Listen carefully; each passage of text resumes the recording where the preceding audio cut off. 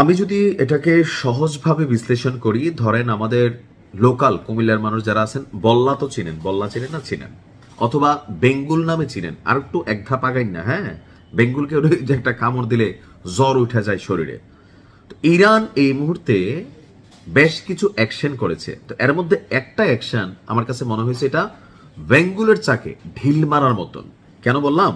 যে ধরেন এখানে মধ্যপ্রাচ্যের যে রাষ্ট্রগুলো আছে অপেক্ষাকৃত সবাই দুর্বল। সৌদি টাকা টোকা আছে, শেখেরা হুরুরা খায়, সুরুরা খায়, নাচে, বেলি ড্যান্স করে, এদের আসলে মেরুদণ্ড অন্যদিকে নাই।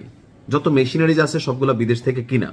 দুবাই ঠিক একই কাহিনী, সারা পৃথিবী তাদের দেশে ব্যবসা করে। কিন্তু আরেকটা দেশ আছে, এটার নাম হচ্ছে তুরস্ক।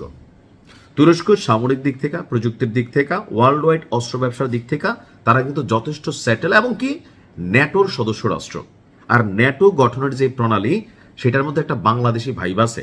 অর্থাৎ আমরা যদি কেউ মানে আওয়ামী লীগ করি অথবা বিএনপি করি, জামাত করি, একজন হয়তো আরেকজনটা চিনি না সারা বাংলাদেশে, কিন্তু যখনই ফেসবুকে আসে ছাত্রলীগ কর্মীর উপরে এই হামলা, ছাত্রদল কর্মীর উপরে এই হামলা, বা জামাত কর্মীর উপরে এই হামলা, পুরো বাংলাদেশের যারা এই দলটার সাপোর্টাররা আছেন একটা জায়গায় আসে, এমনকি গালি কাহাকে বলে কত প্রকার কমেন্ট বক্সে গেলে আমরা দেখতে পারি।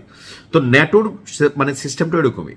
আপনি যদি ন্যাটোর অন্তর্ভুক্ত কোনো দেশকে টাচ করেন, তাহলে বাকি যে সদস্য রাষ্ট্রগুলি আছে তারা সবাই একটা টিম ওয়ার্ক করে, যে দেশ আক্রমণ করে তার বিরুদ্ধে তারা অ্যাকশন নেয়।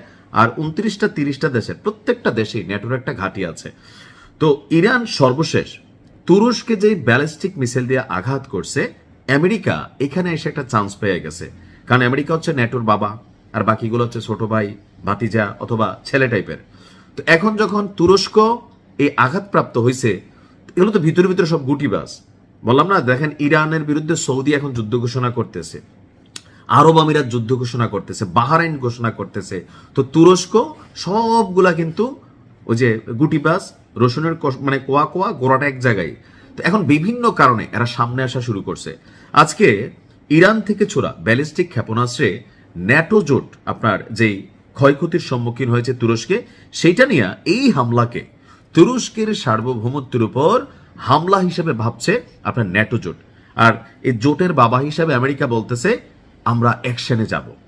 অর্থাৎ ইরান একটু ভুল করে ফেলছে, এটা হচ্ছে ন্যাটোতে টাচ করে বসছে। ধরেন 30টা দেশ এতদিন যাবৎ বিভিন্নভাবে পেছন থেকে কারিগরি করলেও এখন সরাসরি প্রকাশ্যে লিগেলি তারা কিন্তু ইরানের বিরুদ্ধে অভিযান চালানোর সক্ষমতা রাখে।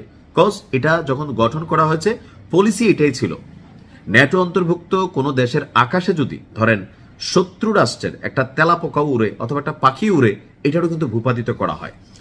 তুরস্কের প্রধানমন্ত্রী পররাষ্ট্রমন্ত্রী যিনি আছেন হাকান ফিদান, তাকে ফোন দিয়েছিল আপনার ট্রাম্প।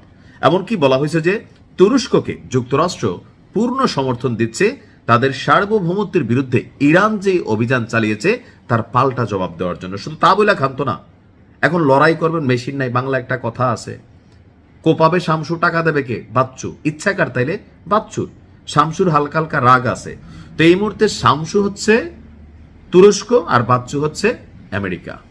অর্থাৎ তুরস্কের জনগণের ভাইবটার কারণে এরদোগান যেই নীরবতা পালন করতেছিল, সেই নীরবতাকে ভাইঙ্গা 10 গুণ উস্কাইয়া এখন আমেরিকাকে বা তুরস্ককে ইরানের বিরুদ্ধে লড়াইয়ে লাগাই দেওয়ার একটা পরিস্থিতি আমরা দেখছি। আর যদি তাই ঘটে ইরানের জন্য খুবই প্যাথেটিক একটা সিচুয়েশন হবে। আর এ থেকে হয়তো তৃতীয় বিশ্বযুদ্ধ কানেক্ট হতে পারে। তবে আমার মনে হয় তৃতীয় বিশ্বযুদ্ধ হবে না, ইরানের অবস্থা আফগানিস্তান, ইরাক, ফিলিস্তিন এর চেয়েও খারাপ হয়ে যাবে। আল্লাহ ইরানকে হেফাজত করুক। ভালো থাকুন। আসসালামু আলাইকুম।